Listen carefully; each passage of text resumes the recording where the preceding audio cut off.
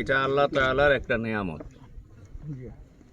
আর এই নিয়ামতের পাহারাদার বা প্রতিবেশী হচ্ছেন আপনারা। আলহামদুলিল্লাহ আলহামদুলিল্লাহ। তো এটা আপনাদেরকে পেয়ে খুব ভালো লাগছে।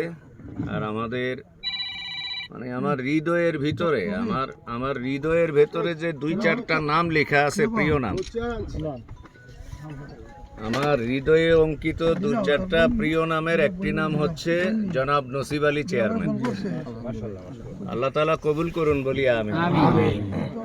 তো ওনার বাড়ির কাছে এসেছি, ওনাকে গতকালকে হয়তো উনি ব্যস্ত ছিলেন, দেখা হয় নাই। আজকে এখানে ওনার সাথে দেখা হবে, এটা একান্তই আল্লাহ তাআলার একটা কুদরত। তো আপনাদেরকে পেয়ে ভালো লাগছে। আমার পরম প্রিয় ভাই